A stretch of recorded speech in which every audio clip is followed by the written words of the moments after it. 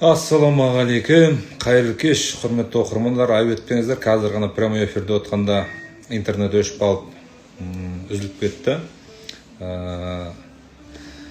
Жаңағы бүкіл WhatsApp Майраны шақырсай, бүкіл Қазақстанды шулатқан, әлеуметтік желіні шулатқан Майра ханым мен қазақтың осындай бір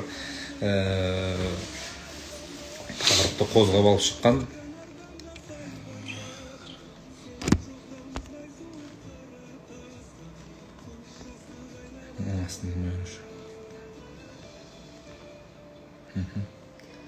Кеттік.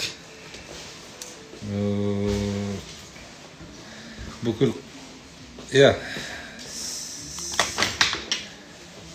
сет үзіліп кетті. Құрметті қазақ елі, қайырлы кеш оқырмандар. Сол өзімнің алып жүрген тақырыбым, өзімнің басымда бар нәрсе, көп әйелділік. Осы біздің қазаққа керек пе, керек емес пе?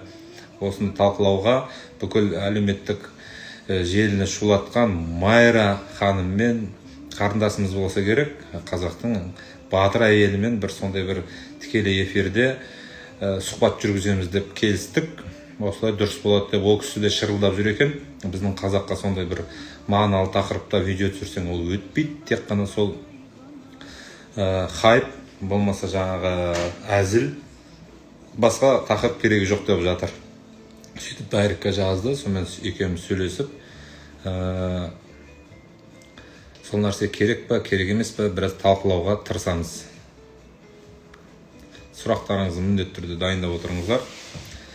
Енді оқырман ретінде сіздерде өз ой пікірлеріңізді айтуға құқылысыздар. Жалпы керек пе, керек емес пе? Дұрыс айтыңыздар, неге байланысты, жағдайға байланысты ма, басқаға байланысты ма, соны мен өзім барынша айтып түсіндіруге тырысам, және осы эфирді сақтаймыз, міндетті түрде сақтаймыз. Сол үшін өте бір ауқымды болсын.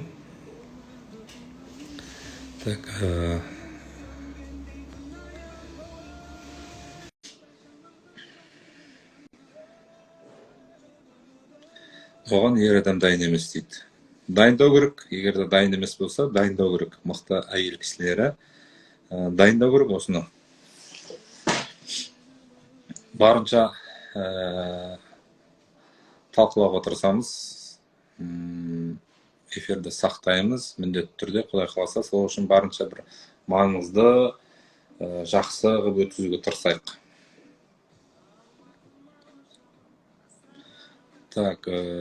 Қосылмай жатыр, ожидание дейді.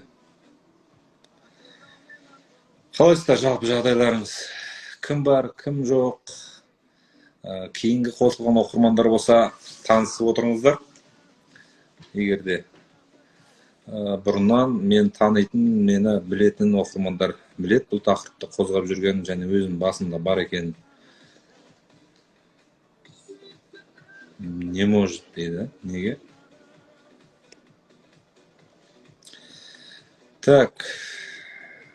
Көп әйелділік. Енді екі әйел үш әйел деп айтпай ақ қойық, көп әйелділік деп айтайық. Жалпы қазаққа керек пе, керек емес пе?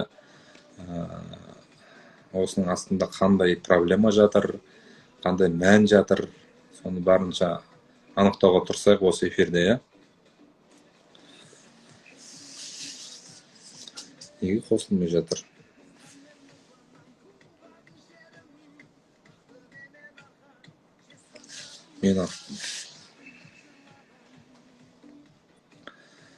Мен кешегі сторис енді қосылды. Әрен қосылдым ғой. Сондай болды. Ал, саламатсыз, қайырлы кеш. Сәлеметсіз бе, қалдарыңыз қалай? Жақсы, қайырлы кеш. Бүкіл Қазақстан шулап тастадыңыз. Иә. Өзіңіз таныстырып өтсеңіз. Мен таныстырайын ба, сіз таныстырасыз ба? Мен таныстырамын. Иә, мен. Сіз өзіңізді бірінші таныстырыңыз, сосын мен өзім таныстырып өтейін. Менің жасым 38-де, Құдай қаласа 39-да толамыз. Өзім 10 баланың әкесімін, 10 ұл қыз. Осы бойынша біраз тақырыпты көтердік, шулаттық. жаңағы жоқ бұл тақырып дұрыс емес деген біраз айқай шудың астына қалдық. Сіз ұқсап, бірақ қолдаушылар да аз емес. Енді кәсіпкермін, ешқандай билікке қатысым жоқ. Одан кейін байдың бір әке шешеміз байлықты бір дайындап кеткен ештеңе жоқ. Қарапайым қазақтың баласымыз. Осы қазіргі таңда 2 әйелім бар. Тамаша. Жалпы мен де айтып жүрген мәселем сол. Мысалы үшін менің есімім Майра болады. Мен Қарағанды облысы Теміртау қаласынанмын. Мен жасым 30-да, 3 баланың анасымын, 3 ұлым бар қазіргі таңда. Жолдасым бар. Мен көбісі ойлап жатыр, енді осы видео шыққаннан кейін ажырасқан келіншек шығар, немесе өзі біреудің тоқалы шығар деп. Мен қазіргі таңда пока что мен бәйбішемін. Егер де жолдасым тағы да 2-3 әйел алып жатса, менекей мен оған қарсы емеспін, оң көз қарыспен қараймын. Ол шынымен де сонда ғой, бұл жай ғана хайп емес, шын мәнінде осы бір көкіректе ой, жаңағы бір ой толғанысы, шынымен сол нәрсеге дайын болып шықтыңыз ғой осы эфирге, жоқ әлде хайп болды ма бұл?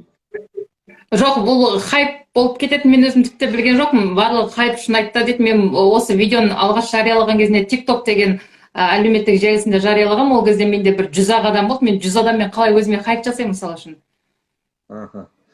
Кейінгі тіркелді ғой сізге сонда, бір сағаттың ішінде ол бүкіл әлеуметтік желіге тарқалып кетті. Мен тіпті өзім 1 сағаттан кейін білдім. WhatsApp желісінде көптеген группалар алып тарқатып жіберді. Тіпті олар маған айтқанда жоқ, белгілегенде жоқ, осы әйел айтып жүр екен деп менің атымды белгілемей өздерінің группаларына салып жатты. Олар ол үшін маған ешқандай ақы төлеген жоқ, мен хайп жасайтындай. Тіпті менің аты жөнімді де белгілеген жоқ. Тіпті ол менің екенімді ешкім білмейді жалпы. Одан маған ешқандай табыста келген жоқ, адамдар да қосылған жоқ. Мен жай ғана өзімнің шынайы көзқарасымды айтқан болатын әлеуметтік желіде. Түсінікті. Енді бұл нәрсе мен жаңағы Жылқышыбайдың сұхбатында талқыланған, егерде көрген болсаңыз, мен. Көрдім. Сол сұхбат бойынша менде бүкіл Қазақстанды шулап тастадық. Жаңағы ауыз басына кеп қарғап сілегенде адамдар өте көп болды. Аз емес, негізінде осы тақырып керек екенін біраз білетті. Бірақ енді жаңағы мынау біздің әйелдер өте келте ойлаудың арқасында, одан кейін жаңағы менмендіктің арқасында ма, немесе мынау 70 жыл жаңағы орыстың бодандауының арқасында ма, жаңа бұл нәрсеге өте бір жеркенішті нәрсе ретінде қарап кеткен да. Шын мәнінде бұл дінімізде бар, пайғамбарымыз саллаллаху алейхи вассалам істеген, дұрыс деп көрсеткен, біздің ата бабамыз дұрыс нәрсе деп істеген нәрседе. Ал енді қазіргі осы кейінгі қауым, кейінгі әйелдер бұл нәрсеге өте қатты бір шашы тұрып кетіп тұр. Сондай бір өте жеркенішті нәрсеге қарап. Енді қалай айтсам болады? Негізі бұл нәрсені еркек адам айтпауды керек. Өйткені еркектің көтеретін тақырып емес, бұны шын мәнінде әйел айту керек. Біз айтатын болсақ, не біле ол еркек адам қатын туралы әңгіме айтып отыр деп шығады. Бірақ енді дайын емес өйтіп айтып шығатын. Айтса да жаңағы көп жағдайда сол басында жоқ адамдар айтады. Сізге де оқыдым ғой комментарийлеріңізді, мысалға өзің ала алмай, әпере алмайсың, жұртты айдап салып отырсың, болмаса бір айтса, сен күйеуің жоқ болғаннан кейін айтып отырсың осы нәрсені деп, енді бәрін маған көп жағдайда аузымда менде бар болды да, сол нәрсе бар, және соны ешкім көп қатты қарсы келе алмады. Одан кейін мен де бір билікте отырған адам емеспін, болмаса бір төбемнен алтын құйылып жатқан бизнесмен емеспін, жай ғана қарапайым қазақпын. Осы нәрсе басында болды да, айтып шықтым. Енді қолдағандар да аз емес, өте көп негізі. Осы тақырыпты кеңінен айтайын десең де барлығы бірінші өзіңнен баста деп сөйтіп жатады. Сондықтан да кішкене осы жақта кейін кезде ақсаңдап қаласында. Бірақ көп әйелдер маған дайректте жазды, енді өзінің қарсы екендігін, жалпы көп семьяның арандатылушылық бұл деп түсініспен солай жазды. Енді қарғап жатқандар да болды, жалпы семьяны бұзасын сен осылай көтеріп жүріп деп. Ал бірақ ол 1 минуттың ішінде айтылған видеода сен жалпы өзіңнің барлық ойыңды түсіндіру мүмкін емес. Сен не айтқың келгені, нені ойлағаныңды, жалпы мен тек қана осы біздің қазақтардың саны жойылып кетпесе екен болашақта деген мақсатпен айтқан болатын, шын айтқанда. Шынында солай ғой, Иә. Біраз сұрақтар қойып жатыр екен, өйткені оқырмандардың да сұрақтарына көңіл бөлмесек, реніш болады, Так. Енді Теміртауға сәлем дейді, менің оқырманым. Сәлем. Қытайларға бәйбіше болып тие салады қыздар дейді. 10 баласы болса машаллах дейді. Так, бұл мәселе кішкентай аудиторияда талқыланбайды ғой. Үлкен аудитория талқылану керек. Сіздер теледидарға шығың, еш результат жоқ. Сондықтан бұл жағдайға биліктегілерді қосу керек дейді. Енді теледидарға да шығуға болады, бірақ оған да өте үлкен дайындықпен бармасаң, жаңағы бір қалай айтсам, команда ізденіп бару керек та оған. 7-8 жаңағыда қарсы тұрған дайындап қояды да тасталған шығарып тастайды. Сол үшін оған да дайындық керек. Біз дайындық үстіндеміз ғой. Мен кітап жазудамын осы тақырыпта. Жаңа осы сіз сияқты адамдарды мен командаға жинап жатырмын ғой енді.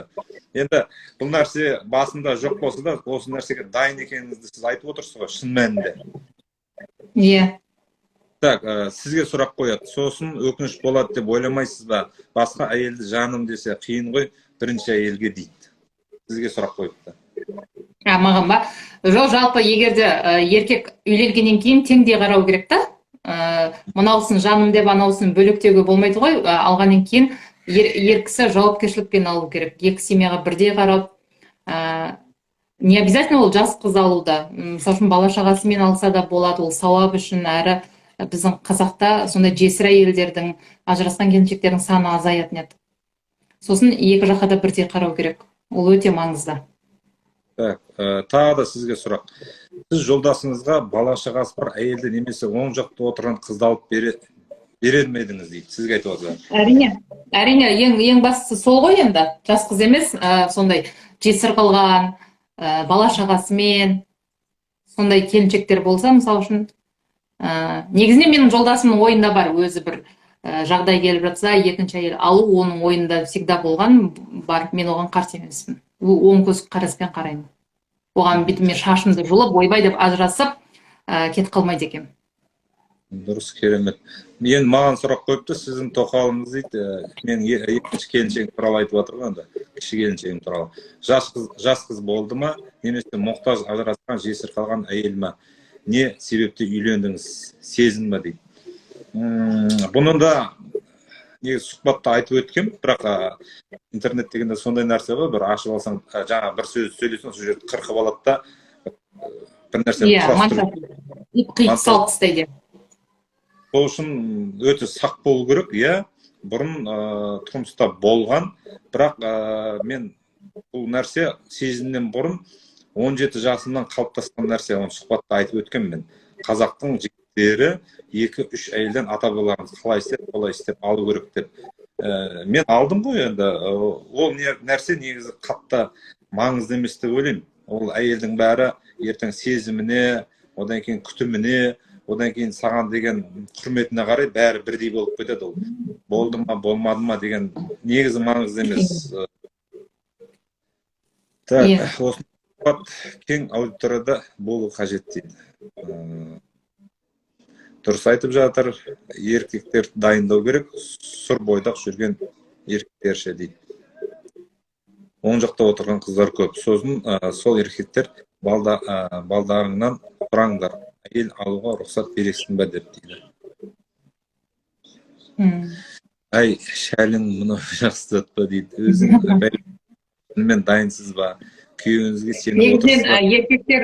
Еркектер екінші әйел алайын десе де бәйбішесінен өтіп кете алмайды да, көбінесе қорқып жатады.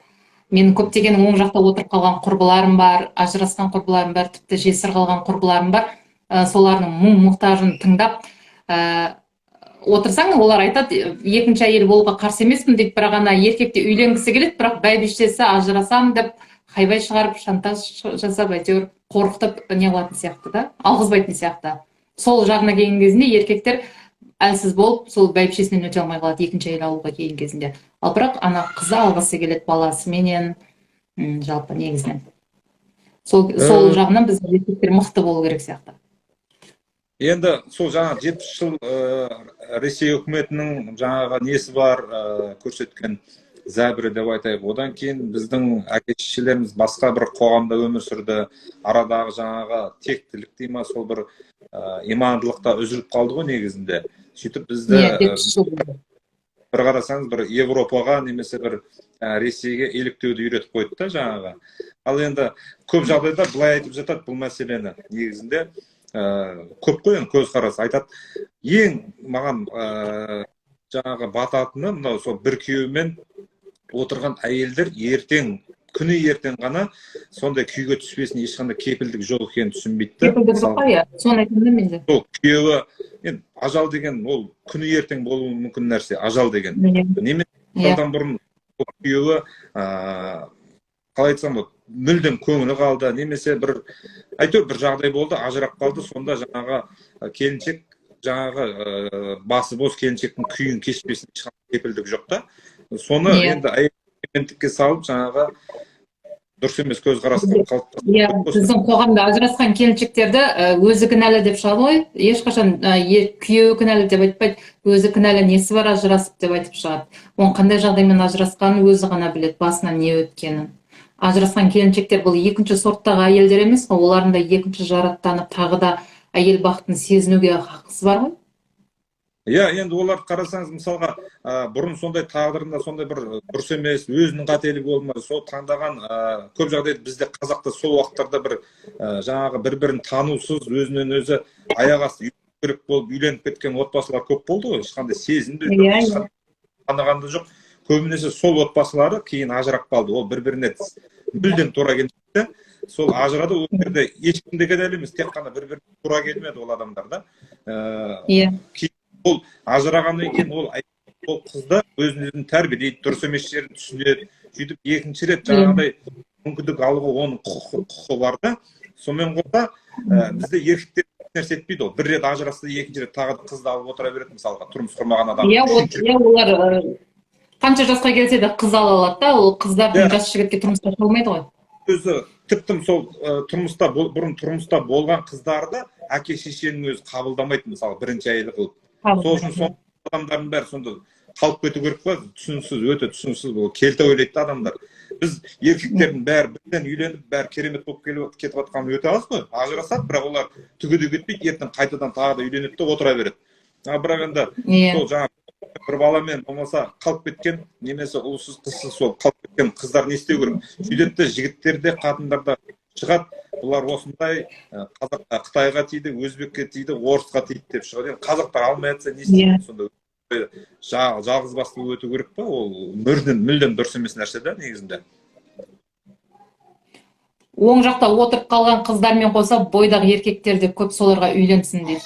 Отырып қалған жігіттер бәрібір жас қызға үйленеді, ол түбінде ол кәрі қыздарға үйленбейді. Кәрі жігіттер кәрі қыздарға үйленбейді ешқашан. Ол факт қой. Ол міндетті түрде солай болады. Мен талай адамдарды білемін, жасы 35-ке келсе де, 30-ға келсе де, ол 20 жасар қыздарды алып жатады. 20 жасар қызды іздеп жүрді. Енді тағы да мен осы мәселені қозғап жүрген кезде басында менде жаңағы сұхбатта айтып отырмын ғой, шешемнің өзінің көзқарасы өте теріс болды да. Бірақ кейін келе біз оның дұрыс екенін көрсетіп, дәлелдеп бердік осы нәрсенің дұрыс екенін. Бірақ уақыт керек болды, осыған бола қанша адам қарғап келеді, сен анаңның қарсы шықтың, анаңа қарсы шықтың деп та. Бірақ мен қарсы шыққан жоқпын. Еркек ретінде өзімнің таңдауымды, қалауымды дұрыс екенін дәлелдедім, әйтеуір Құдайға шүкір. Иә.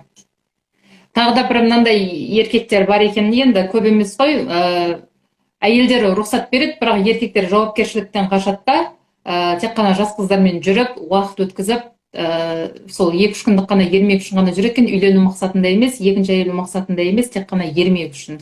Сондай еркектер бар, жауапкершіліктен қорқады, әйелдер рұқсат беріп тұрса да алмайды. Сондай еркектер бар. Кәрі қыздар деп айтпаңыздар, оң жақта отырған дейіңіздер деп. Енді кәрі қыздар деп біреу деп айтқан жоқ сияқтымыз. Қызыл курткадағы ағай, сіз транс болып жатқан жігіттердің жағдайын қозғасаңыз жақсы болатын еді дейді. Мен ондай жігіттер туралы мүлдем білмейді екенмін, танымайды екенмін, сол үшін қозғай алмаймын. Енді ол нәрсенің бәрі осы біздің мынау қалай айтсам болады, өте жаңа қолжетімді, доступный дейді ғой, сондай доступный қыздар көбейіп кеткенде, оларда еріккен болған жоқ ол нәрсе негізінде. Мен әрқашан айтам, ешқашан қыз баласы бір жігіттен кейін, екі жігіттен кейін, мысалы алданып қалған да, ол жаңағы жезөкшеге немесе сондай бір жеңіл жүрісті қызға айналмайды ол. Ол 4-5 жігіттен кейін алдан әбден көңілі қалып, ары намысы түсіп, өзінің самооценкасы түсіп, содан кейін бар сол нәрсеге барады да. Бірақ соны бір рет алдаған, екі рет алдаған, үш рет алдаған осы жігіттер ғой негізінде, бірлік бергенде. Өзінен өзі ол қыз емес болып сол жолға түсіп кетіп жатқан жоқ та. Иә. Сөйтіп білмегенде ертең жаңағы қызға үйленіп те отыра береді. Бұл жерде екі жақты мәселе. Негізі жігіттердің намысына келіп тіреледі ғой негізінде, тұрлақ бергенде. Иә. Так, сұрақтарды оқып жүрейік. Кумаш брат дейді. Енді бұл атқан болсақ, эфирден шығып кетуге мүмкіншілік бар. Қолдау керек дейді. Әрбір адам батыр, әрбір адам көшбасшы болмасаң, бұл өмірге келмес едіңіз дейді. Ассалаумағалейкум. Ер жігіттер қызға айналып жатыр. Тарихта сондай болған ба? Енді бұрында болған, бірақ аз болған ғой ол нәрсе енді. Бірақ қазір біздің сол интернеттегіде, осындай өмірдегіде өте доступный жағдайлар көбейіп кеткен да. Иә.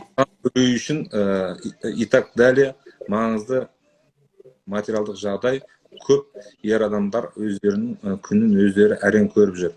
Жағдайы бар барлық үлкен кісілер, чиновник ИТД, всех есть скрытые семьи дейді. Вот сол жаңа осы туралы чиновник туралы мен бір ой пікірмен бөліскім келеді да.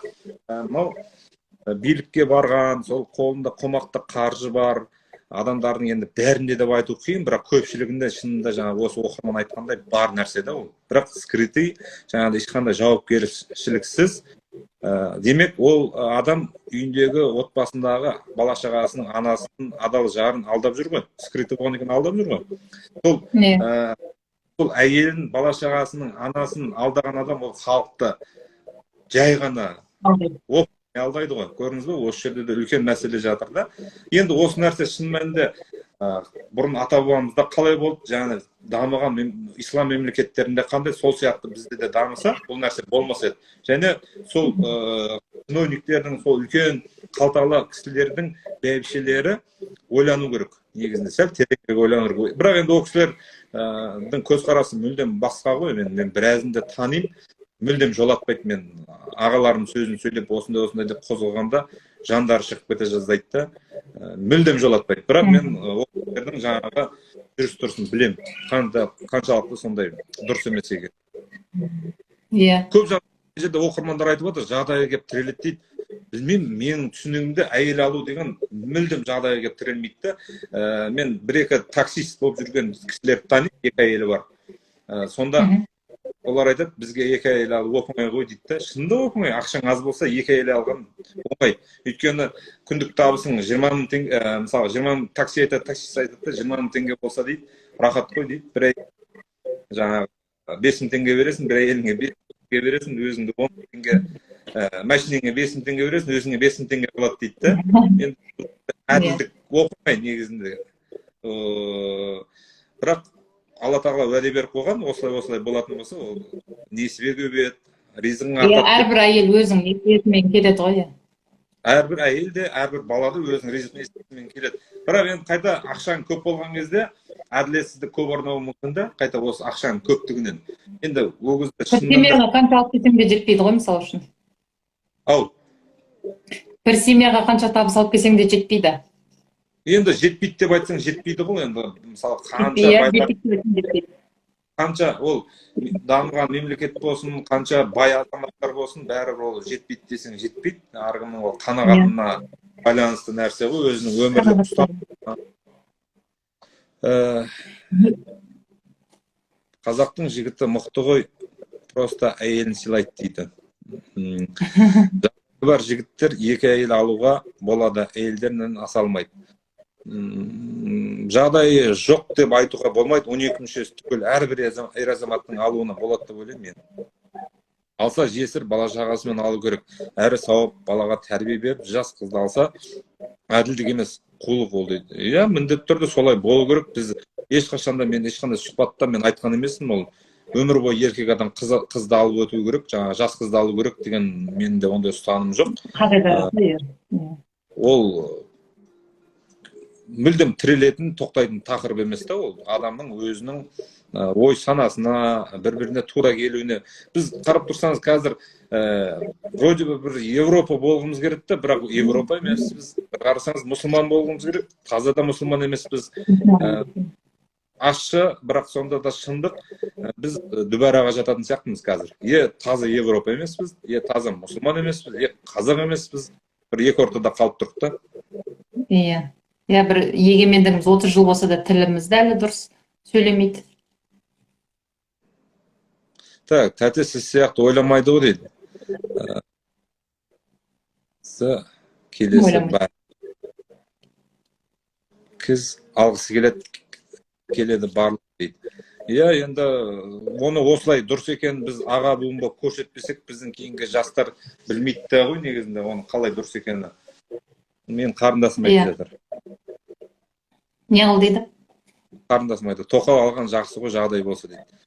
Негізі жағдайға тіремейміз. Мен екі әйел алған кезде екі әйелді квартира жалдап тұрған ғой негізінде, екеуінде. Менде екінші әйел алған кезде мен тракторист тұғым, мен камазист тұғым. Мен камаз айдайтын қарапайым жүргізуші тұғым. Енді кейіннен сол... Құдай берем десе береді ғой кейін несібесіне орай. Қайта сол әйелді алғаннан кейін байды ғой деп ойлаймын негізінде. Құдайға шүкір айтып. Тағы да баю үшін тағы әйел алу керек болып жатыр енді. Өзіңізде екі әйел бар ма дейді Төребек Оренов? Бар ғой енді, бар болғаннан кейін айтып отырмыз ғой. Екі әйелі бар. Екі әйелден 10 баласы бар. Қазақтың санын көбейтіп жүрген аға ретінде осыны үлгі тұтуға болады. Екі әйелін бірдей ұстап жүр, мысалы үшін көп еркектерге үлгі деп ойлаймын мен өз басым. Енді айтып отырмын ғой, көп нәрсеге айтқан кезде ашуына тиеді, дүбәра демесе дейді. Мен басқалар деп атқан жоқпыз, біз сондай, біз таза мұсылманбыз деп айтуымыз өте қиын. Мысалы үшін енді біздің елімізге жаугершілік шабатын болса, бізге мысалы үшін орыстар, өзге ұлт өкілдері бізге жан ашымайды да, ол шеттен қарап тұрады. Ертең жеріңе біреу көз алатырап жатса, ол 8 миллион халықпен сен қалай жеріңді қорғайсың ертең? Ол жойылып кету тіпті бір-ақ күнде ғой біздің халқымыздың. Сондықтан көп болса ертең ұтылмайды. 18-19 миллион халық бар дегенмен, оның 8 таза қазақ 8 миллион ғана. Оның ішінде қаншасы әйел, қаншасы қарт, қаншасы жас бала, жас қызды. Бізде соғысқа жарайтын соғысқа жарайтын еркектердің өзі қанша? 2-ақ миллион шығар мүмкін. Бұл деген өте аз, бір 2-ақ миллион шығамыз ба, шықпаймыз ба? Қариялармен жастағылармен кіші жастағыларды алып тастайтын болсақ, біз 2-3 миллион ғана еркекпіз. 2-3 миллион еркекпен қалай жерді қорғаймыз, ол деген өте аз. Қазір қарындасым біз жеркенішті көп жағдай дұрыс емес болып, жаңағыда қуған болып көрінеміз да, бірақ бір 30-40 жылдың төңірегінде біз аман болып жатсақ көреміз, аман болмасақ оны бала шағамыз көреді, бірақ міндетті түрде бәрі қазір келеді. Бәрі келеді. Келмесе біз жоқ бәрібір негізі. Одан кейін тағы екінші мәселе мынау, осы көбейділікті жаңағы көбісі басында бар ма десе, жоқ деп айтады эфирде, бірақ негізі бар ғой ол. Көп адам айта алмайды да, енді мен бір батырлық санамаймын, бірақ айту керек болды, айтып шықтым осы нәрсені. Көп адам ағаларым да бәрі қарсы болып, сен алсаң алыпсың, тыныш отырса, жұрттан нең бар деп қарындастарым ренжіді. Айту мен айтпасам кім айтады дегендей болып тұр да, егер де басқа айтатын адам мен тіптім айтпасам бұл тақырыпты. Амал жоқтан өзім айтып жүрмін. Мына жерде айтып жатыр ғой, енді балаға берілетін пособияны да көбейту керек, ақшасын деп, ол да дұрыс енді, мысалы үшін. Біздің мемлекетіміз кедей мемлекет емес қой, негізінен берілу керек. Квартираны кім төледі дейді, квартираны өзім төледім. Үлгі болыңыз, келсе өзіңізден үлкен келіншек алсаңыз, пайғамбарымыз ұстап үлгі болыңыз, солай дейді. енді қалай айтсам болады, олдан да қашатын нәрсе емес. Ол нәрсені мысалға пайғамбарымыз қалай істеді? Мысалға өзі өте кішкентай жаста болды ғой, сол кезде солай істеді. Мен ондай кішкентай жаста, мысалға біз қазір 20 жастың төңірегіндегі санды алып жүрген балдар көп та, мысалы өте көп. Сол жаста қолданатын нәрсе ол. Негізі үлкен әйелге үйленген, сол 20-25 жастағы жігіттің жасайтын нәрсесі. Ол өзінің үлкен әйелге үйренеді, өмір сүруді, жұмыс істеуді үйренеді, жаңағы үлкен әйелден. Сөйтеді, жаңағы кейіннен тағы да жас қызды алу мүмкіншілік бар. Ал біздікі басында бәрі дұрысынан болды ғой, енді жас кезде жастай өзіміз бозбала болып бойжеткен қызға үйлендік. Солай келді да біздікі. Ал егерде мен 20 жаста болсам, әлде үйленбеген болған болсам, я жасы үлкен келіншекке де үйленуге болатын еді негізі. Ода тұрған. Өйткені оны дұрыс деп айту, біз уже мұсылман емеспіз да, өйткені біздің пайғамбарымыз саллаллаху алейхи вассалам істеген нәрсені дұрыс емес деп айту қалай, ол адамның аузы барады. Алла деген адам, мен мұсылманмын деген адам, ол айтпау керек негізінде, ол нәрсені дұрыс емес деп та. Бірақ енді қарап тұрсаңыз, күніге Алла деп жүрген адамның өзі, жаңа әйелдер әсіресе шалқасынан түсіп осы нәрсені жеркенішті Құдай сақтасын деп көрсін. Енді пайғамбарымыз істеді, Құранда жазып қойды осы нәрсені дұрыс деп. Оны неге дұрыс емес деп. Үйде тұра емессің, дүбәрамыз десең, тағы ренжиді. Енді қалай оны, енді ашуланып та кететін жерлер болады осындай. Иә. Әйел адамның иманы күшті болса, өзі ағат. Так, иманы болса, одан кейін кеңпейіл болса, ертеңінде болашақты ойлай білсе, әпереді. Құдай қаласа, осы қарындасымызда осыны соңына дейін жеткізіп, енді осының негізінде ешқандай жасырын емес, кәдімгі қазір ең дамыған нәрсе ғой, Инстаграм деген, осы нәрседі көрсетіп алып жүруге болады негізінде. Енді мен алып бермесем ұят болатын шығар, енді мен өзім осы мәселені көтердім, Майра қарындасым күйеу балаға екінші бала алып бермесең болмас енді дейді. Енді күтіңіздер, енді жақында жақсы жаңалық болып қалатын шығар, үйге келін түсетін шығар мүмкін. Қазір. Дұрыс айтасыз дейді. Бос жатқан жер жау шақырады деген, бізде бос жер көп болғансын, Қытай орысын көз сүзіп отыр. Иә, міндетті түрде егерде біріміздің жаңағы қорамызға улап жерімізге сыймай жатсақ, бізді орыс не алсын, Қытай не алсын. Сол үшін көбейту керек. Осыны қарсы шыққан, иә. Қарсы шығып жатқан келіншектер бар ғой, әйелдер, соларды ертең болашақта қызықтырмай ма екен? Осы елдің болашағы жойылып кету қаупі бар, мысалы үшін. Күйеуім тек қана маған қарасын, мені үлдемен бүлдеге орай берсін деген әйелдерді ертең болашақ қызықтырмай ма екен? Жалпы жерін тартып алса, халықтың жойылып кетуі қаупі бар, мысалы үшін бізде. Жоқ болып кетуіміз, ол мысалы үшін 50 жылдың төңірегінде қазақ деген мүлдем жоқ болып кетуі мүмкін да? Сол ойландырмай ма екен? Осы сұрақты қойғым келеді осы оқырмандарға. Жауап берсін, егерде жаңа қарсы шығатын әйелдер жауап берсін, ол кісілер барлығы осымен бітеді деп ойлап отыр ғой, білмеймін.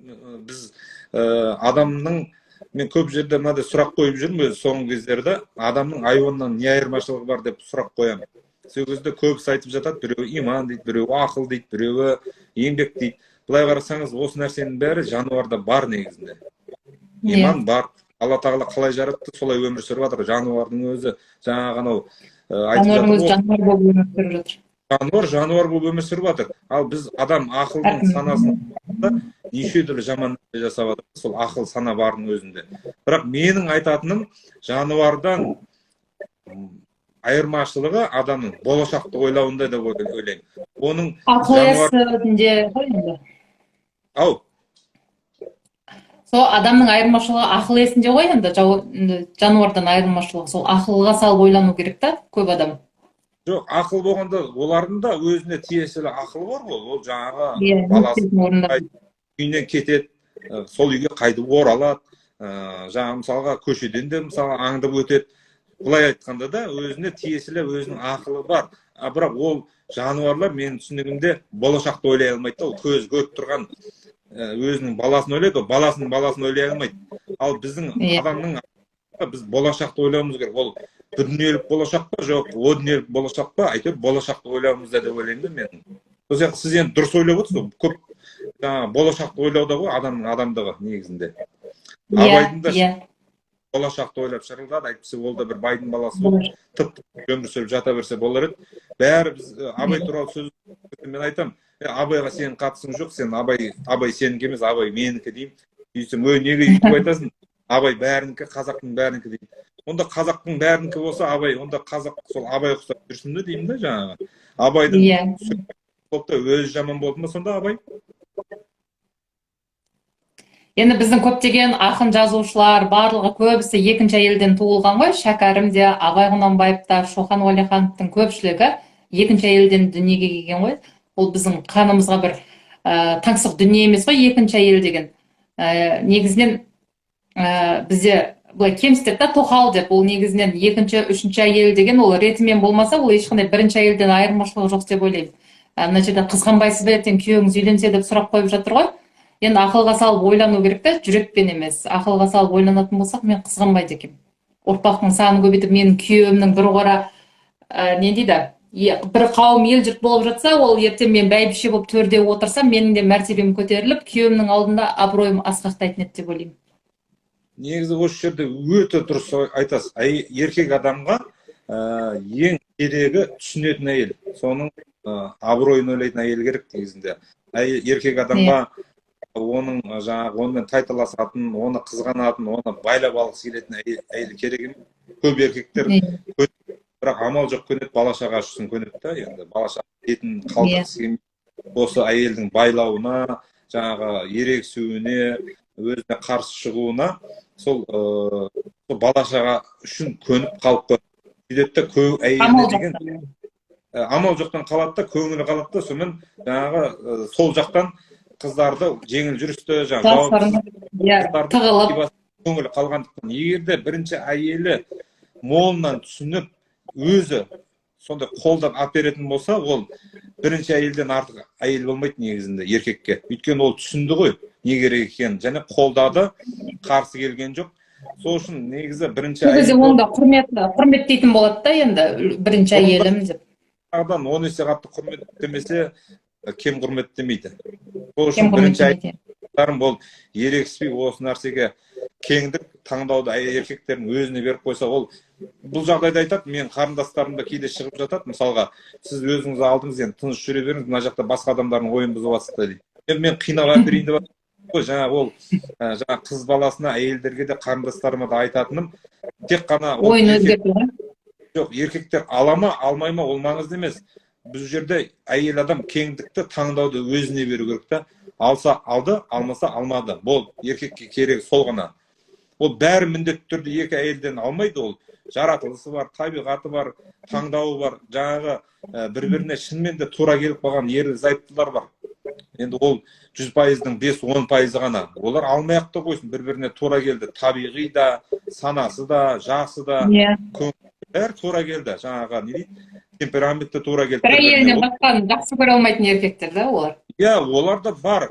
Оларды ешкім қинап жатқан жоқ қой. Бұл жерде қозғалып жатқан тақырып ол соң жүріспен зинақорлыққа бой алдырып, жаңағы қыздарды жауапсыз қалдырып жатқан еркектер туралы әңгіме қозғалып жатыр да. Ал сол бір әйелмен, бір күйеумен бақытты, баянды, бір-біріне тура келіп өмір сүріп жатқан отбасылар өмір сүре берсін. Ол көп әйелдік заң қолданысқа енді де мейлінше кеңінен тараса да, ол бүкіл қазақтың еркегі екі әйел алып кетеді деген түсінік жоқ. Осыдан кейін үйленіп кетпейді ғой барлығы. Жай ғана еркек әйелдің меншігі емес деген нәрсені түсіну керек та әйелдер. Әйелдер ойлайды, еркек менің меншігім деп, тек қана менікі деп, соны түсіну керек та олар. Таңдауды өз еркіне қойып беру керек. Дұрыс еді, сол айтып еркек сөйлеу керек қой. Таңдауды еркектің өзіне берсе болды, басқа ештеңе керек жоқ. Ол таңдауды бергеннің өзінде. Көп әйелдер еркектің атына сөйлейді да, менің күйеуім үйленбейді, менің күйеуім алмайды, менің күйеуім баға алмайды деп. Қайдан білесің, мүмкін баға алатын шығар. Сен өзіңнің күйеуің атынан сөйлемесейші, мүмкін оның жағдайы жақсы болып кететін шығар ертең екі әйел алып. Дұрыс айтасыз, өте керемет. Одан кейін бір нәрсе тағы да әрдайым айтып жүремін. Мысалға, осы қалай айтсам болады, көп әйелдікті айтқан кезде енді шалқасынан түсетін адамдар сонда әйелдерді өзіне сенімсіз ба деймін де қатты. Ол 2-3 әйелді әперіп қойып та сол бірінші орында тұруға мүмкіншілігі бар ғой, егер де шынымен сол дана. сондай әйел болатын болса да, қайта солай дәлелдесе деймін да мен, әйелдер өздерінің жақсы көретінін, сонымен бірге қалатынын. Так, қайырымда күйеу балаға екінші әйел алып бермесең болмас енді. Жаңағы мен біраз не жерде тоқтап қалыпты. Иә, сіз батыр екенсіз, емес сізге дейді. Мейірімді адал болу шарт. Иә, бала туғызып өз қамқорлығына алу деген түсінік қой, осыны дұрыс түсінсе дейді. Біздің әйелдерге күйеуі күні жасағаны дұрысырақ қой, белсенді білсе де білмегендей болып жүреді дейді.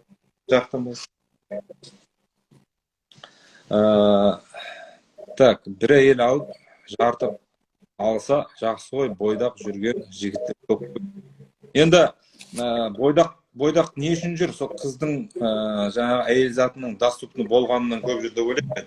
Егер сол жаңағы доступны болмаса, қолжетімді болмаса, сол бойдақ жүрмесе, енді сол қолжетімді болмас үшін жаңағы бос әйел болмау керек қой, бойжеткен бос әйел болмау керек. Онда жаңағы тағы да бір айтатын нәрсе айтып кетейінші. Осы еркек қой, осы жерде еркектер отыр. Егерде әйел көнсе, бір-бірін түсініп жатса, екі әйелмен өмір сүргісі келмейтін еркек өте аз. Ол қалай айтсам болады? Сол жасқа жетпеген болуы мүмкін, бірақ сол 30-ды еңселеген кез келген еркектен сұрасаңыз, ол 2-3 әйелмен өмір сүргісі келеді. Менің айырмашылығым деймін да, бір еркекпен бір әйелмен тұрып жатқан еркектердің айырмашылығым, басқа еркектер өмір бойы армандап өтеді, 2 әйел, 3 әйел алғысы келіп. Мен алдым деймін ғой, болды, разницам сол ғана. Басқалар да мүлде емес, алғысы келеді, жай ғана армандап өтеді. Ал мен сол армандап өткен жоқпын, алдым, болды, сол ғана менің айырмашылығым. Бірақ кез келген еркектен әйелі сұрасын, немесе әйелі жоқ жерде еркек сұрасын, ол 2-3 әйелмен өмір сүргісі келеді. Өйткені ол Алла тағала солай жаратты, табиғаты солай еркектің, болды. Иә, табиғат солай. Табиғаты көп әйелді жақсы көруге жаратылған. Ол бір әйелдің бетіне қарап өмір бойы өте алмайды бәрібір. Қайтесің, еркек солай. Бұл жерде мен анау кітабымда мынандай тақырыпты қозғаймын да, әйел жаңағы бір мынау европалық жаңағы бір посттар дейді, сол жерлерде жазып жатады. Әйел бір еркекке тура келу үшін ол жаңағы кухняда повар, қонақта королева, төсекте бір нәрсе болу керек дейді да. Ал енді осылай болмауға көп әйелдікте жақсы мүмкіндік бар да. Иә, бір әйел сол бала туғыш әйел болсын, бір әйел еңбек сүйетін әйел болсын, бір әйел жаңағы қалай айтсам болады, сондай бір қылықты әйел болсын. Әр әйелдің өзінің рөлі болады. Мына әйелдің мына әйелге өтіп ауысып отырудың қажеті жоқ. Әр әйел өзінің табиғаты жаратылысы бойынша ары қарай өмір сүреді да бұл жерде. Өзі шынында бір еңбекқорлыққа, еңбекке арналған әйелдер болады. Бала тууға арналған әйелдер болады. Мысалға да, еркекке соның бәрі керек та. Ал жаңа бір әйелмен өмір сүру үшін бір әйел жаңағы нәрсенің бәрі болу керек. Енді мен менің тарихымда бәрі оңай болған жоқ, қиын болды. Өйткені мен жасаған кезде мүлдем көтерілмейтін тақырып еді. Қазір қайта бір 2-3 жылдың төңірегінде көтеріліп жүр ғой бұл тақырып. Оның алдында мүлдем қозғалмайды. Сол кезде жасадым, сол кезде өте ауыр болды, ол әйелдерге де ауыр болды, бірақ кейін келе түсінді. Осы кіші әйелінің туған балаларын үлкен әйелінің бауырына басып, шынымен де осы нәрсенің дұрыс екенін түсінді да. Соны көрген кезде еркектің себесі енді Құдайға шүкір деп айтайын, көкке жетеді ғой. Үлкен әйел кіші әйелдің бауырына басқан кезде, соның кеңдігі кезде, енді ол еркектің шын арманы орындалады да. Бірінші әйелдің кеңдігі. Енді сол бірінші әйеліңіз, сол екінші әйеліңіздің балдарын қабылдап сөйтіп не қылма, бір-бірімен қазір араласады ма? Өте жақсы араласады, шүкір деп айтайын. Екінші мына жерде жаңағыдай сұрақ қойылды ғой, Тоқал мен Бәйбішенің балдары ертең бір-біріне қас дұшпан болады деп. Соған қалай қазір балдарыңыз, екі әйелден туылған балдарыңыз бір-біріне қалай? Жоқ, ол өтірік. Өйткені мен өзім 2 әйелден қараған, менің атам 2 әйел алған. Мен қазір сол ағаларыммен, інілеріммен өте жақсы қатынастамын да. Олардың 2-ші әйелден туылдыма, 3-ші әйелден туылдым маған маңызды емес. Оның маған бауыр екені маңызды, олардың болғаны жақсы. ешқандай талас тартыс жоқ. Ал егер де жаңағы екі әйелден туылған бала екі ру деген ол жай ғана бір пайда болып кеткен әңгіме негізінде. Бір әйелден бір әкеден туылып бір-бірімен қырылысып жатқан адамдар да жетіп жатыр. Ол туған бауырларының бұл өмірде қырылып жатқаны өте көп. Бір-бірін атысып жатыр, соттасып жатыр да. Ал менің немде енді мынау бір жеркеніштік көрсетіп қойғаны, мынау Сүлеймен Сұлтанның фильмі жаман болды да, бізге дұрыс емес тәрбие көрсетті да, жаңағы. Ол фильмді жақсылап зерттейтін болсақ, негізі өте дұрыс емес түсірген фильм негізінде. Енді Сүлеймен Сұлтан солай болды екенде бүкіл қазақ олай болуы міндетті емес қой.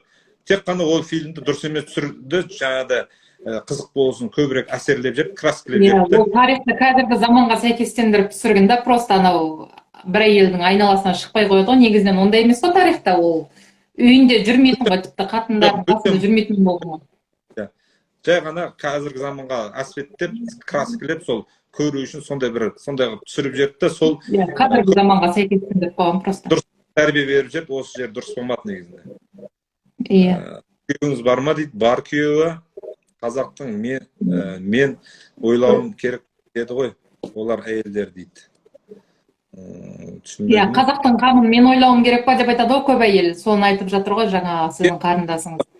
Қай соғыста болсын, мен шықпауым керек соғысқа деп елдің басында күн туған кезде әйелдер қатқан жоқ қой, батыр болатын әйелдер батыр болдық. Сол сияқты қазіргі замандарында әйелдеріне батыр болуға ешқандай кедергі жоқ.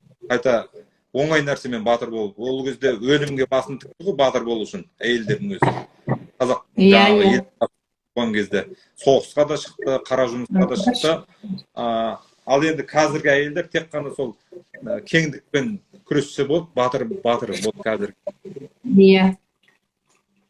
Дұрыс айтасыз. Біз қазақ жоқ болып кетпейміз ешқашан дейді.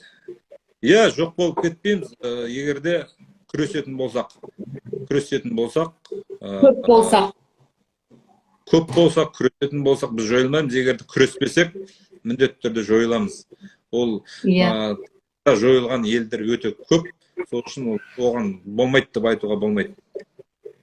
50 жылдан бұрын бүгін күніңіз әрең көріп жүр ғой көбісі. Рыночная экономика, внешний долг обязывает дейді.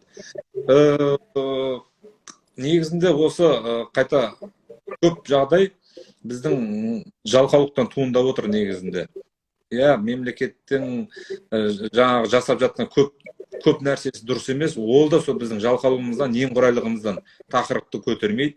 Жаңағы сен маған тимесең, мен тимесең, сен тиме деп, жаңағы жұмыста да, осындай әлеуметтік салада да ешкім жаңағы не дейді, момын болсаң басыңа міне береді ғой.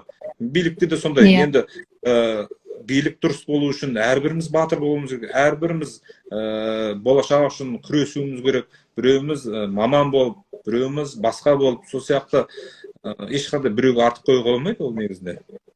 Енді мысалы үшін біздің Қазақстан жері өте үлкен ғой, 9-шы орында тұрады дүниежүзі бойынша. Ал бірақ біз 19 миллион халықпыз. Егерде біздің жерімізде қазақтардың саны көп болса, көптеген қазақтар фабрикалар ашады, зауыттар ашады біздің жерімізде. Сол кезде жұмыстар пайда болады, халық сол кезде жұмыс істеп, еңбек етіп. Мысалы үшін Қытай халқы қалай еңбекқор болды? Олар көп болғандықтан еңбекқор болды ғой, көп болғандықтан бір-бірінен өтіп түсу үшін еңбекқор болды ғой. Дұрыс айтасыз. Одан кейін дұрыс айтасыз, еңбекке кеп тірейтін болсақ, сапа дейді, санынан гөр сапасы дейді. Сапа әрқашанда саннан кейін туындайды. Сол талас тартыстан туындайды сапа деген. Неужели мысалы үшін халық көп болса, сол кезде саналы ұрпақтар болмайды деп ойлайсыздар ма? Мысалы үшін 20 еркектің мейлі екеуі жалқау болса, қалған 18-і ұрып кеткен дүбәра болмайтын шығар? Дұрыс айтасыз. Құдай-ау, мына заманда осындай ойлай алатын әйел бар екен ғой дейді ғой. Менің оқырманым жазып отыр. Мысалы үшін, егер біз көп болсақ, біздің жеріміз инвестицияға кетпейтін еді. Мысалы үшін, Теміртауда үлкен зауыт бар, ArcelorMittal деген. Сол жерде бүкіл қазақтар соның қолы астында жұмыс істейді. Қайдағы жоқ үндіс соны басқарып отыр. Неге соны қазақ басқармасқа деп ойлаймын да кейде. Көптеген компанияларды шетелдің азаматтары басқарып отыр да, біздің жерімізді пайдаланып, инвестиция салып, неге соны қазақтар пайдаланбасқа? одан кейін тағы да бір ай, осының бәрі сападан, саннан туындайды. Егер де көп болсақ, қазақтар аз болғаннан кейін бізде химиктер жетіспейді, сондай мамандар жетіспейді. Өйткені халық аз, барлығы қазір бастық болса екен деп балам экономист, сондай банкирге оқытады балдарын, дұрыс па, юристке оқытады. Ал бірақ сондай химик, сондай нелерге оқытпайды бізде қазақтар. Тек қана мен балам бастық болса екен дейді, ешкім сантехникқа оқытпайды, электрикқа оқытпайды балдарын. Сосын дипломды алып үйінде жатады. Оқытып атқандар да аз емес. Осы жұмыс мәселесіне келетін болса, қазіргі жастар, мысалға, мен көп адам келеді қарсымда, енді біраз адамды, 30-40 адам жұмыспен қамтамасыз етіп отқан адам ғой. Маған маман өте қатты қажетті. Бірақ кей кезде бір туысқаның немесе бір адамдар келіп жатады, жұмыс дейді, жарайды, қолымнан не келеді десем, бәрі келеді дейді. Не келеді десем, бірақ ешнәрсе келмейді да, барып жұмысқа салған кезде қолынан ешнәрсе келмейді. Жарайды, үйренгеніңе дейін бір 70 000 теңге, 60 000 теңге үйренгеніңе төлей тұрайын. Кейін үйленіп сен маман екеніңді дәлелдесең, мен өзім жалынам, сен кетіп қалмашы, сен осындай мықты маман екенсің деп, оның айлығы міндетті түрде көтеріледі. Мысалы, менің жұмысшыларым 200, 300, 400, 500 мыңға дейін алады ісіне қарай. Бірақ нағыз мамандарда, бірақ басқалары келеді, мен де солай алғым келеді дейді, бірақ қолынан ешнәрсе келмейді. Мен өзім 28 жасыма дейін ағама тегін жұмыс істедім. Қазір 20 жасар бала сен қанша төлейсің маған дейді. Сондай жерлерде көп әділетсіздік болғанда осы жаман әңгімеден туындады, бәріне билік, біздің байымай жатқанымыз жағдай өмірім болып жатқан билік дейді. Сол жағы асып қойып, өз-өзін дамытпай қойып жатыр ғой жастар. Мысалы үшін химияда Менделеев кестесінде 119 элемент болса, бізде соның 98 элементі кездеседі деп жатырмыз ғой, біздің Қазақстанның жерінде. Соның барлығын пайдаланатын бізде мамандар жоқ. Мамандар ол біздің қазақтар аз. Соның барлығын өзіміздің қазақтар қазба байлықты пайдаланса, неге біз ертең байып кетуіміз мүмкін ғой? Мысалы үшін біздің халықтың саны көбейсе, соны пайдаланса, ертең болашақта біздің немерелеріміз. Қазақтың бәрі бастық болайын деп жүр, қазақтың бәрі. Қарапайым жұмысшы болайын деп жүрген қазақ бәрі бастық болғысы келеді. Осында кең байтақ жердің астын бәрінде байлық жатыр ғой, ертең соны өзіміз пайдалансақ. Сонда Қытайлар неге бізге көзін алайтырып отыр дейсіздер? Олар біледі ғой біздің жеріміздің астында қанша байлық барын. Неге сатып алғысы келіп жатыр? Неге бізге осының бәрін ойламайсыздар ма? Күйеулеріңізді қызғана бергенше осылай ұрпақты ертең көбейтсек, біздің болашақтағы ұрпақтар пайдаланатын еді сол байлықтарды. Мен соны ойлаймын. Біз бай болмасақ, біздің болашақта балаларымыз бай өмір сүруші еді. Енді шынында осы кеңдігіңізге, сондай бір сондай талдауыңызға риза болып отырмын. 30 жасыңызда осы нәрсені ойласаңыз, ол нағыз батырлық. Мен шын мәнінде батыр әйелі, қазақтың батыр әйелі деп қабылдаймын. Енді осыны сөзбен емес, міндетті түрде іспен дәлелдеуіңіз керек енді. Өйткені халық оған тыныштық бермейді, мұрша бермейді. Сіз айтасыз. Сол үшін енді қазір қайта осы әлеуметтік желіні пайдаланып, мен қарындасымды көндірдім, кастинг жариялап тұрып, сіз әйел әперуіңіз керек. Әйелмен өзіңіз келісуіңіз керек. Сізді күйеуіңіз әйел тәрбиелеумен басын ауыртпау керек, ол әйелді сіз тәрбиелеуіңіз керек негізінде. Сол үшін бәрі қолыңызда, осыны жүзді дәлелдеп, бүкіл Қазақстанды ары қарай тағы да шулата беріңіз. Мен осы тақырыпты айтпайтын болайын, сіздерге тапсырып өтейін. Басқа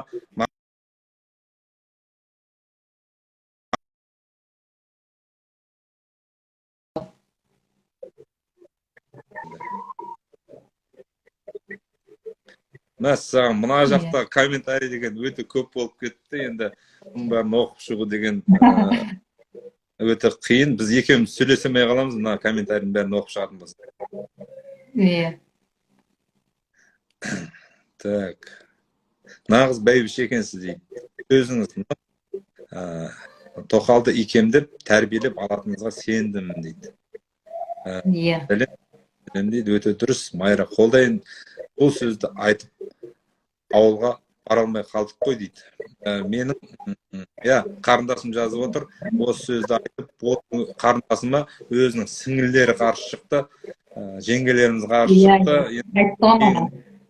Ашығынан сөйлесіп, мен қарындасымда біраз таяқтың астына қалды, бірақ келешекте болады, жемісі міндетті түрде жақсы болады. Енді маған да көп қарсы шықты, маған ұят деп, мен туыстарым қаншама сообщение жазыпты, менің өзімнің ағаларым жазды. бұл сен көтеретін мәселе емес қой, нең бар, тыныш жүрмейсің ба деп намыстанып, тіпті мен туыстарым осылай сөйлегеніме ше. Ал бірақ мен ұлттың болашағын ойлап айттым да. Ол мен бір ұят нәрсе айттым деп есептемеймін. Менің видеом тарқалған болса, ол жерде мен бір ерсі-қылық жасап жатқан жоқпын. Я мен бір анау ұятсыз әйелдер жүр ғой қазір қаншама, билеп тыржалаңаш ондай нәрсе істеген жоқпын. Мен басымда орамалым кухнямда отырып жай ғана үндеу жасадым бүкіл халыққа деп есептеймін. Ол бір намыстанатындай бір ұят нәрсе жасаған жоқпын деп есептеймін өзімді. Және де мен осы жас болсам да мен елімнің болашағын ойлаймын. Мен егер де күйеуіме екінші әйел алып беретін болсам, бұл біліңіздер, бұл бір өзімді кемсіткендіктен емес, болашақты ойлағандықтан. Сізде бір психологиялық ауытқу бар сияқты деп жазып жетті бір келіншектер. Сіз өзіңізді кемсітесіз ба, немесе бір жеріңіз кем ба деп ше. Жоқ, мен еш жерім кем емес, мен 12 мүшем сау әйелмін. Тек қана менің күйеуімнің ұрпағы көп болғанын қалаймын, сол ғана мақсат. 30 шақты ұл қыз болса, ертең күйеуімнің тіпті мен солардың ортасында отырсам, ол өте керемет болады. Керемет қарындас. Тағы да алғысымыз шексіз. Мына жерде Кеніш деген ағамыз отыр. Ол ағамызды өте үлкен ауқымда қозғаған. Бірақ ол жасына қарай айта алмай қалды. Ол кісіге де сен қария болған кезде, ақсақалын сапсиған кезде не айтып жүрген, көп негатив айтылып, сәл басып қойған. Мені көріп қуанып кетті. Жастар бар екен осы тақырыпты қозғап жүрген деп. Енді маған да сондай. Маған да ол кісі айтты, өзінің ризашылығын білдірді. Жалпы. Енді айтып отырмын ғой, енді әйелдер осыны қозғаса, мен тіптен осы тақырыпты шынында қозғамай қойсам да, өйткені басқа да тақырыптармен маңызды тақырыптармен айналыссам. Бірақ әлде де көрмей жүрмін осы нәрсені. Әлеуметтік желіде, теледидарда толық алып шығатын адам жоқ. Сол үшін өзім шығып жүрмін да мен. Бірақ енді көреміз. Құдай қаласа жаңағы хат-хабар үзілмесін. Сізде жаңағы болып жатса, ары қарай хабарласып тұрайық, тағы да эфир өткізейік. Екеуміздің әңгімеміз 1 сағаттың төңірегінде жетпей қалды. 1 сағаттан асып кетті эфир, қарап тұрсаңыз, 1 сағатқа жақындап қалды уже. Кеуізға тұрсақ. Енді видеоны айта беріңіз, талқылаңыз. Біздің ер азамат болып осы тақырыпты қозғай бергеніміз шынында дұрыс емес. Бұны әйелдер қозғау керек негізінде. Әйелдерді қозғау керек деп есептеймін, менде. Сонысында әйелдер жүрекпен емес, ақылға салып ойлану керек та, болашақты ойлау керек. Ақылға салып ойлап көріңіздер. Ертең не болатынын ойлаңыздар. Сонда жақсы болады. Сіздің енді шынымен де бұл әңгімеңіз нық, 30 жасыңызға нағыз батырлық көрсету. Таймаңыз, ол негатив деген әрқашан болады. Бола береді ғой, негатив әрқашанда болады. Мән бермеңіз. Мынау көріп отқан қыз келіншектер де бізді қолдап, ертең осы сияқты өзінің парақшасында осылай қолдау жүргізіп, осы тақырыпты кеңінен талқылап жүрсе, бұл нәрсе жеркенішті болмаса жаңағы дұрыс емес нәрсе болып көрінбейді. Бұның бәрін жеркенішті көрсетіп тастаған жаңағы жасырын, шын мәнінде жаңағы любовницалар дейді ғой. Сол мен айналысып жүрген үлкен қалталы азаматтар. Егер де бұл қарапайым халықтың арасында кеңінен таралса, бұл ешқандай жеркенішті емес, қазаққа жат емес, исламға жат емес. Және көп адам айтады, бұл бұрынғы заманның баяғы заман емес бұл дейді. Бұл баяғы заман емес деп айтуға болмайды, қазіргі заманда да бар. Нағыз дамыған Араб әмірлігінде бар. Басқа да мемлекеттерінде бәрі қазіргі заманда бар да. Бұл тек қана бұрынғы заман емес қой. Сол үшін ешқандай бұл заманның уақытқа салып талқылайтын нәрсе емес. Бұл біздің ой өрісіміз, иманымыздың барлығы және исламға жақындығымыз, алыстығымыздың. Одан кейін болашақты жаңа сіз ұқсап қазақтың жерін ұрпағын ойлаудағы дүние. Жалпы рахмет сізге. Эфир жақсы, ауқымды өтті деп ойлаймын. Сіздерге де қызықты болды деп ойлаймын. Көптеген мәліметтерді алдыңыздар. Өте керемет. Енді осы эфирді егерде біз лентаға салатын болсақ, енді әлеуметтік желіге біраз тараймыз тағы да екен. Дайын болайық. Жарайды, сау болыңыз онда. Аман болыңыз. Жақсы достар, келесі кездескенше. Сау болыңыздар. Жақсы, рахмет.